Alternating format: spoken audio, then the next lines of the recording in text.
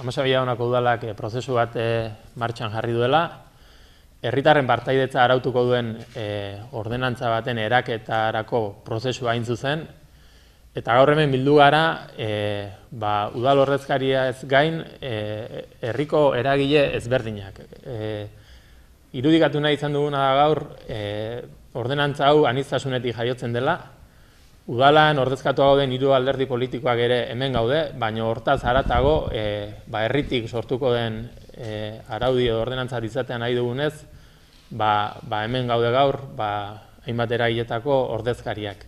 Herritar agurgarriok, partaidetza arautuko duen ordenantza bat idaztea doa Amasa Villabonako herria. Parte hartzea helburu duen proiektua aurkeztera gatoz.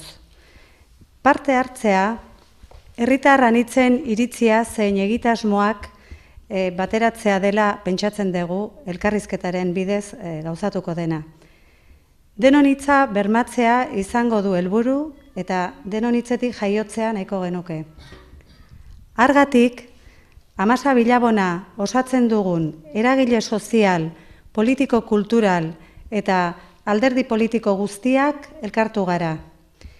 Bilera hauetatik, pentsaera eta ikuspegi guztiak ordezkatuko dituen herri ordenantza sortu nahi da.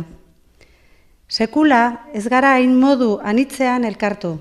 Beraz, abiapuntua bera hain aberasgarria izanik, bilera hauetan Amasa Villabonari bere etorkizuna eraikitzeko baliogarri izango zaion proiektu bat gauzatzea espero dugu. Eta aurrera begira, herritarrek estrategikoak diren gaietan euren hitza eta erabakia izan dezaten. Lehena izan arren, ez dadila azkenekoa izan. Gure konpromezua horretan dago.